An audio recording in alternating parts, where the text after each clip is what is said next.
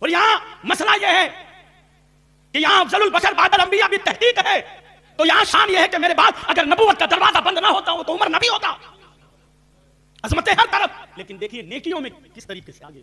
صدیق اکبر کے وصال کے بعد فاروق اعظم ایک خلیفہ بنتے ہی آپ نے پوچھا کہ ابو بکر کے کچھ کام بتاؤ، کام بتاؤ۔ کہا کہ ہفتے میں ایک مرتبہ آپ جو ہے اپنے برتن میں کچھ بنا کر لے جایا کرتے تھے۔ آپ نے کسی بھی طریقے سے پتہ کیا تو پتہ چلا کہ نرم نرم حلوہ اپنے ہاتھوں سے بناتے اور ایک برتن میں لے کر اس طرف جایا کرتے۔ اب آگے کدھر جاتے تھے، کس کے پاس میں جاتے تھے، کچھ پتہ نہیں ہے۔ کہا ٹھیک ہے، فاروق اعظم نے بھی حلوہ بنایا اپنے ہاتھوں سے۔ اللہ اللہ، آپ کے وصال کے بعد، صدیق اکبر کے وصال کے بعد کی بات ہے، اپنے ہاتھوں سے حلوہ بنایا اور یار غار کے نقش قدم پر چلنا شروع کر دیا ہے۔ مچل کے بولو سبحان اللہ۔ کون ہے؟ فاروق اعظم ہے۔ ہم تو ایک دوسرے کے مسافر ڈھنگ سے نہیں کرتے، ہماری نظریں نہیں ملتی۔ ہمارا تو حال یہ ہے، یہ سلیم کی حیثیت ہے، مجھ سے بات کرے گا، مولانا انیس میرے سامنے بیٹھے گا، رفیق صاحب مجھ سے بات کریں گے، میں ہوں ہمیں میں کھا بیٹھی۔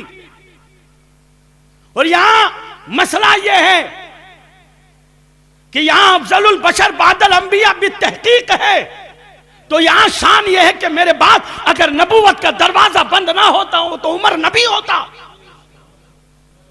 عظمتیں ہر طرف۔ لیکن دیکھیے نیکیوں میں کس طریقے سے آگے، نیکیوں میں نقش قدم پر کس طریقے سے چلا جاتا ہے۔ آپ نے حلوہ بنایا اور بنا کر چل دیے، آگے گئے تو کچھ رستے اور ادھر ادھر شکے نکلنے لگی۔ آپ نے کہا یا اللہ اب کدھر جاؤں، کدھر جاتا تھا تیرے محبوب کا دیوانہ، یا اللہ کدھر جاتا تھا ابو بکر۔ اللہ اللہ، جب محبت میں کوئی چلنا شروع کرتا ہے نا تو اللہ تبارک و تعالی منزل خود بخود پہنچا دیا کرتا ہے۔ دماغ میں آیا ادھر ہی جایا کرتے تھے، ادھر چلنے لگے، جنگل میں گئے تو آپ نے دیکھا کہ ایک ٹوٹا پھوٹا مکان ہے۔ اس مکان کے اندر جب داخل ہوئے تو دیکھا کونے کے اندر ایک بالکل ایسا مریض پڑا ہوا ہے جس کے نہ ہاتھ ہلتے ہیں نہ پاؤں ہلتے ہیں، سب سڑے ہوئے ہیں، کوڑ کا مرض لگا ہوا ہے اور صاحب آنکھوں سے اندھا ہے۔ اور میں کیا بتاؤں کس طریقے سے تاریخ میں بتایا گیا ہے کہ ہاتھ لگاؤ تو چیخ نکل جایا کرتی تھی، اس طریقے سے زخم اس کے ریس رہے تھے اور تھوڑے تھوڑا وہ بولتا تھا اور اتنے میں وہ کونے میں پڑا ہوا تھا، اٹھا بیٹھا نہیں جاتا تھا۔ صدیق اکبر آئے، فاروق اعظم آئے، انہوں نے دیکھا جھاڑو بھی رکھی ہوئی ہے، مٹکا بھی رکھا ہوا ہے۔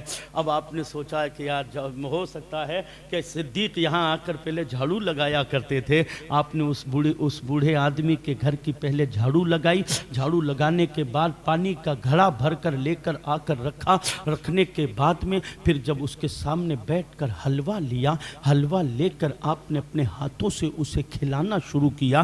تو کھلانے کا انداز تو بدلتا ہی ہے صاحب، ہے نا۔ ماں جب کھلاتی ہے اور ماں جب چمچ سے کھلاتے کھلاتے کسی کو کہہ دیتی ہے کہ تو ذرا تو اس بچے کو سنبھال، میں 2 منٹ میں روٹی دیکھ کر آتی ہوں، تو اب دوسرا جس کی ڈیوٹی لگے گی وہ ماں کی طرح تھوڑی کھلائے گا، وہ انداز بدل جاتا ہے۔ اب صاحب کھلا، جب سے فاروق اعظم نے کھلانا شروع کیا تو کچھ ایسی جگہ پر لگی کہ جس سے ٹچ ہو گیا معاملہ اور اسے تھوڑا درد کا احساس ہوا، تو اس نے ٹوٹی پھوٹی آواز میں پوچھا کون؟ اللہ اکبر، کیا پوچھا تھا؟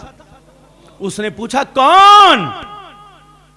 بس اتنا کہنا تھا کہ فاروق اعظم نے کہا معاف کرنا، جو پہلے تجھے کھانا کھلایا کرتا تھا وہ ابو قحافہ کا بیٹا ابو بکر تھا، اور میں عمر ابن خطاب ہوں جو آج نیا آیا ہوں۔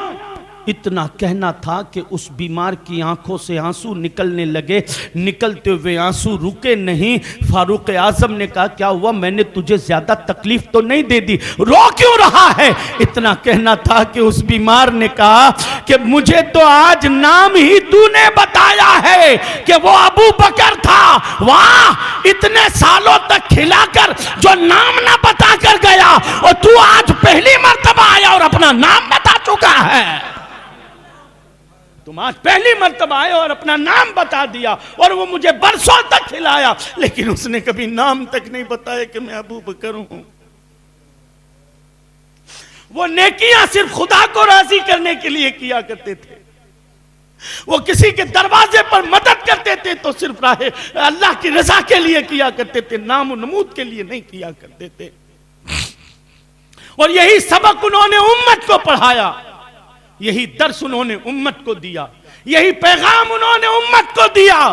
لوگوں، نبی کی امت کو بدنام نہ کرنا، 4 روپیہ دے کر نبی کی امت کو رسوا نہ کرنا، غریبوں کا مذاق نہ اڑانا، یتیموں کی ہنسی مت اڑانا، اور بیواؤں کو در بدر نہ گھموانا، اور یتیم بیٹیوں کے سر پر ہاتھ رکھ کے گھمنڈ کا شکار نہ ہونا۔ ہم اس نبی کے دیوانے ہیں جس نبی کے غلاموں نے زمین پر برسوں تک مدد بھی کی ہے تو کبھی نام نہیں بتایا، برسوں تک مدد کرنے کے بعد کبھی نام تک نہیں بتایا۔